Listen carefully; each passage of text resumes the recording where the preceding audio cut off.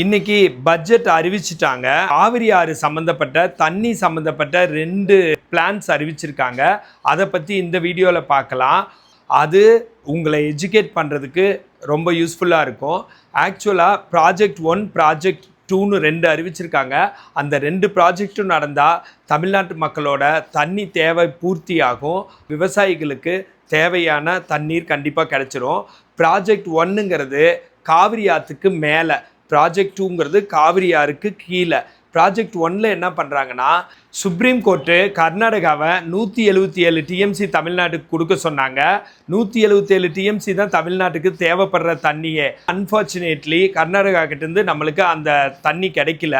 அப்படி இருக்கிறப்போ கோதாவரி ஆறு மகாராஷ்டிரா அண்ட் ஆந்திரா வழியாக ஓடுறது. 2000 டிஎம்சி தண்ணி, 177 தான் தேவைப்படுது. 2000 டிஎம்சி தண்ணி அப்படியே போய் கடலில் வேஸ்ட்டாக கலந்துருது.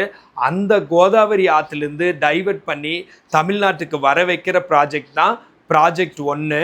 இதில் நிறையா பர்மிஷன்ஸ் எல்லாம் தேவைப்படுது. கோதாவரி ரிவர் தான் ரொம்ப டாப்பில் இருக்குது. அங்கிருந்து தண்ணியை நம்மளுக்கு கொண்டு வர்றதுக்காக ஈஞ்சம்பள்ளி டேம் அப்படின்னு ஒரு டேம் இருக்குது. அதுலேருந்து தண்ணியை அங்கிருந்து ஒரு கெனால்ஸ் போட்டு ஒரு ஸ்ட்ரக்சர் ஏற்படுத்தி நேராக கிருஷ்ணா ஆறுன்னு இருக்குது, அதில் இருக்கிற நாகார்ஜுனா சாகர் டேம் அதுக்குள்ளே தண்ணியை கொண்டு வந்து கனெக்ட் பண்ணுறது. அப்படி பண்ணிவிட்டு பெண்ணார்னு ஒரு ஆறு இருக்குது, அதில் இருக்கிற சோமசிலா ரிசர்வாயர் அப்படிங்கிற ஒரு டேமில் கொண்டு வந்து அப்புறம் அங்கிருந்து தண்ணி காவிரி ஆற்று வழியாக நம்ம கட்டியிருக்கிற கல்லணை டேம் வரைக்கும் கொண்டு வந்து ஒரு ஸ்ட்ரக்சர்ஸை ஏற்படுத்தி இங்கே கொண்டு வந்துடுறாங்க. இந்த ப்ராஜெக்ட் வந்து ரொம்ப பெரிய ப்ராஜெக்ட். இது உடனே நடந்துடும்னு சொல்ல முடியாது. இதுக்கு சில வருடங்கள் ஆகலாம். பட் இது ஒரு நல்ல ப்ராஜெக்டாக இருக்குது. ப்ராஜெக்ட் 2 என்னன்னு கேட்டிங்கன்னா, தமிழ்நாட்டுக்குள்ள கொஞ்சம் தண்ணியோட போயிட்டு இருக்கிற காவிரி ஆறில் கரூர்லேருந்து தண்ணியை ராமநாதபுரம், மதுரை, விருதுநகர், சிவகங்கை இந்த மாவட்டங்களுக்கு எடுத்துகிட்டு போகிற மாதிரி பிளான் பண்ணியிருக்காங்க.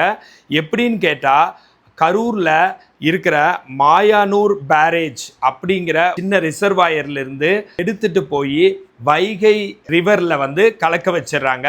வைகை ரிவர்லேருந்து தேனி பக்கத்தில் இருக்கிற குண்டூர் ரிவர் அதில் கலக்க வச்சு அந்த டிஸ்ட்ரிக்டெல்லாம் வந்து தண்ணி கிடைக்க வைக்கிறாங்க.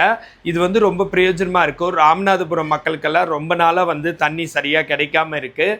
ஸோ இந்த ப்ராஜெக்ட் ஆல்ரெடி தமிழ்நாடு அரசு இதுக்கு பர்மிஷன் கொடுத்து 180 கோடி அலாட் பண்ணி இந்த ப்ராஜெக்ட் வந்து இப்போ போயிட்டுருக்கு. இந்த மாதிரி உலக பாலிட்டிக்ஸ் அண்ட் இந்தியன் பாலிட்டிக்ஸை பற்றி தெரிஞ்சுக்கணுன்னா இந்த சேனலை ஃபாலோ பண்ண மறக்காதீங்க. நான் பிரகாஷ், ஃபிசியோதெரபிஸ்ட்.